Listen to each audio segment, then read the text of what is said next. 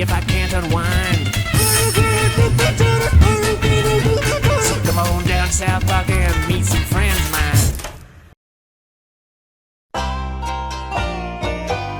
Happy Thanksgiving, you bunch of mutated turkeys. I'm Thomas the Retro Nerd, reviewing the games good or bad. If you're living under a rock after all these years and don't know what South Park is, wake up already!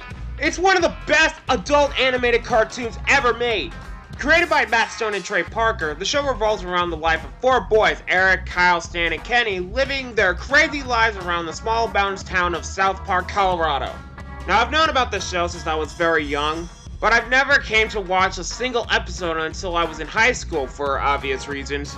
And for what I saw, I loved it. Sure, the show can be psychotic and offensive, but that's the show's charm in a nutshell.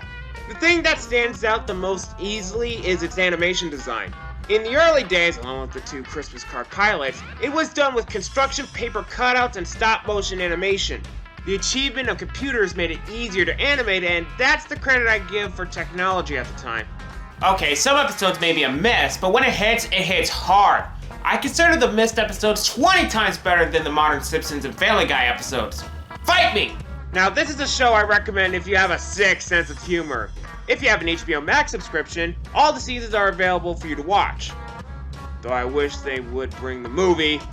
With South Park being the huge hit it is, merchandising would, of course, be all over the place. Toys, mugs, t-shirts, cheesy poofs became a thing, and video games. Sure, I would like to look at games like The Stick of Truth and The Fractured Butthole. Though you have to remember there are 3 South Park games released during the show's early years, and I happen to have them right here.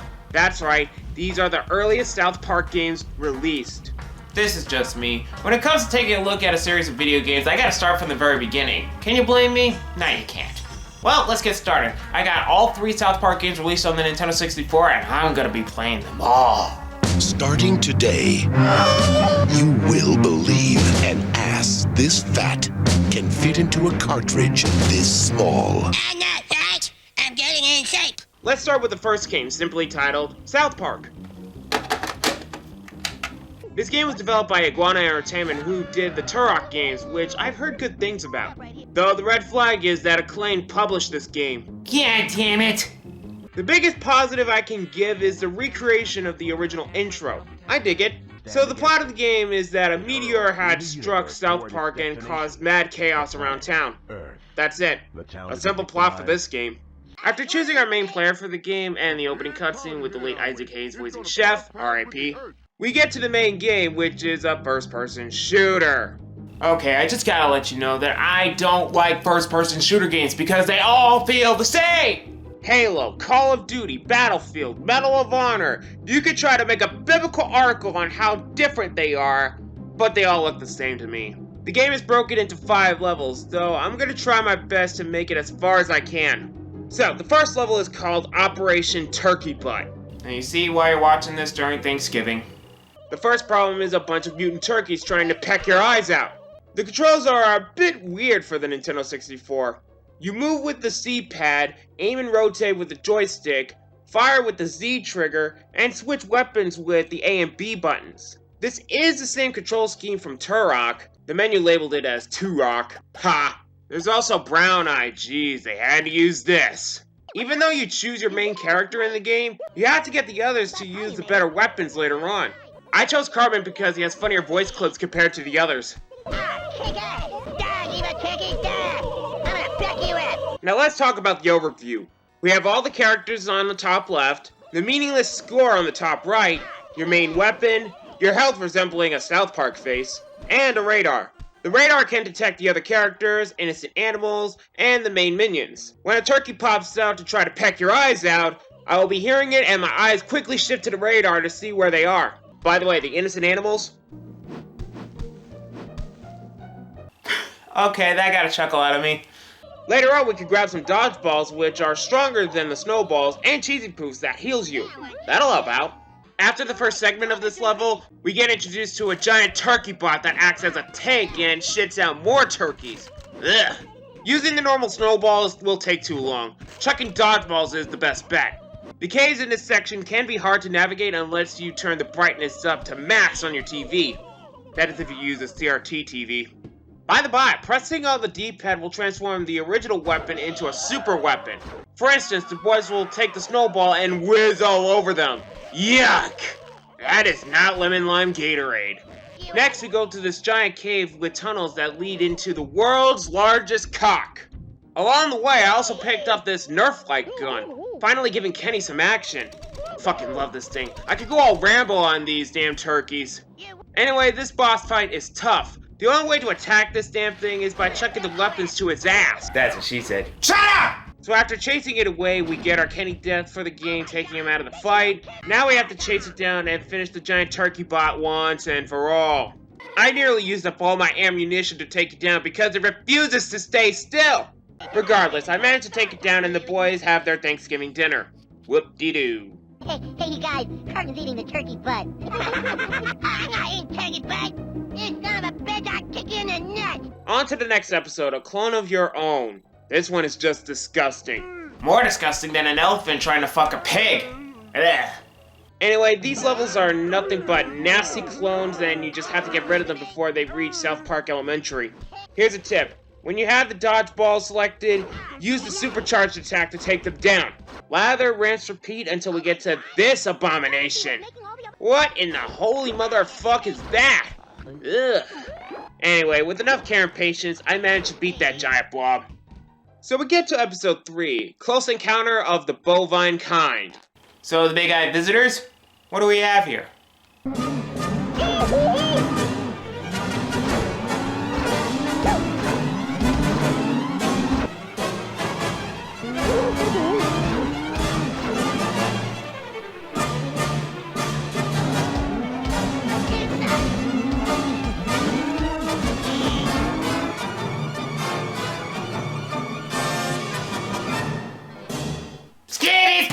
I'm going home. I better keep my eyes open for the... Screw this game. I can't take it. This level is so unforgiving. I just can't give a shit. I guess the last thing to talk about is the multiplayer feature.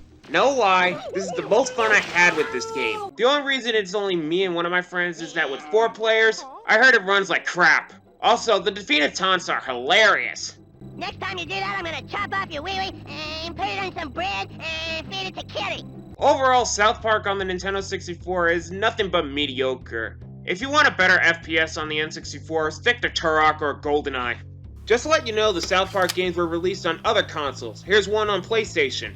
Unfortunately, I tried playing this on my actual PlayStation, but the previous owner didn't care for this disc well. Looks like I'm playing this on my PS3. This version was developed by Appaloosa Interactive. What did they do prior? Ah, fuck. Don't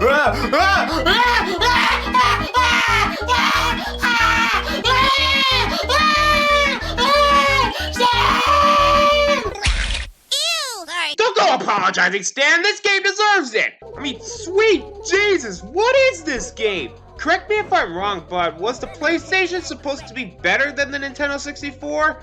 They didn't even try here! The graphics look unclean, the character models are butt ugly, especially with Cartman's beard. The level textures are more like Silent Hill set in Colorado. The controls are hard to work with for the PlayStation. Sound quality is shit, and overall it looks worse! I didn't have to play long enough to show you. I just did the first level and I was done. I wish I could fix the ratio, though I know that people hate when a 4x3 game gets stretched to 16:9. Well, blame my PS3 and not me. Now, why does this version use the N64 cutscenes? It's beyond me. Bottom line, the PlayStation version sucks. Plain and simple. Let's move on to the next game, Chef's Love Shack. This one was made by Acclaim Studios. This is South Park's take on Mario Party. The premise is that Chef hosts a game show through public access. Yeah, before the days of YouTube or Twitch, the way to broadcast yourself is through public access. That's how George Wood created his reviews from his show Flights of Fantasy before reposting these reviews on YouTube under Gaming in the Clinton years. Oh, hey Tom, what's up, man? How's it going? Are you playing those crappy South Park video games? Alright, that's it. We have to get him. Hey, We have to stop. Hey, bad idea. Bad idea. Trust me. It's just so bad. It's just terrible. I can't. I don't want to go on Dr. Jekyll and Mr. Hyde on you guys. I heard that! You were supposed to! I gotta say, the opening to this game is really good. And the more I hear Chef singing, the more I miss Isaac Hayes. You get to play as either one of the 4 boys from the show, Eric, Kyle, Stan, and Kenny. You could have up to 4 people to play this game. It's basically a quiz game mixed with minigames. The questions asked here are based on events from the early South Park seasons. After 3 questions in each round, you play a minigame, which is where the Mario Party comparisons are from. So for this segment, let's take a look at all the minigames I played while recording footage. There's Roundup, where you throw the most eggs and chickens into your designated coop before time runs out. In Avalanche, you have to ski down a slope from an avalanche while avoiding obstacles. Reminds me of skiing on the Atari 2600 for some reason. Actually, me and my friends suck at this one. Frog Toss is similar to a carnival game where you timely launch your frogs to land on the lily pads. Snowboard is basically 4-player Pong. Nothing else to say. Eat This is a pie eating contest. To keep up with the South Park humor, the rats take away the empty trash. Nice. Stampede is a button mashing game, which I had no problem with. Though my friends didn't know that and they failed miserably. Again, those rampaging cows are just too much. Bee at the Picnic is simply a Galaga clone, but with bees. Parachute Drop is where you drop from a plane and control your landing on a target we never reached. Go-kart's as simple as it can be. While recording this game, Sean had difficulties with this one. Never got used to racing controls, for a shame. The last game to show off is Tug of War, a simple one. Just tug the rope and whoever pulls it to their side the furthest wins. At the end of the set amount of rounds, the player with the most points wins the game. That's it. There's nothing else to deliver. My friends had a good time playing this game. Critical-wise, this would have been one of the best in the early South Park games. Though in the end, I would go back to Mario Party. Chef's Love Shack is okay. I would definitely play this again when I have nothing else. Okay guys, we only have one last game to take a look at. And I'm not looking forward to this one. The last game we have is South Park Rally. Look at the cartridge, it's obviously a racing game. For those who are new here, I am a big fan of racing games, so I have to be extremely cautious when looking at it. We boot up the game and... what is this intro? I know it's the South Park theme, but it doesn't work. Why did they have to do it in this kind of style, just to show off what the game is supposed to be? So, right off the bat, the graphics make me want to hurl a lot more than the vomit we see from the show. I know it looks like crap and it tries to align from the show, but the polygon models turned out worse than the FPS game. How is this possible? So, the main game is Championship Mode. We're going to focus on that. We do get Stan, Kyle, Eric, and Kenny as usual. We also get Uncle Jimbo, Officer Bob Brady, Chef, and Wendy to start with. We could also unlock other racers too. You know, I'll choose Kenny this time. So the controls are the same as any other racing games. No need to go in much detail here. Except for the fact that the steering is stiff as shit! And of course, they had to copy Mario Kart with the item box gimmick.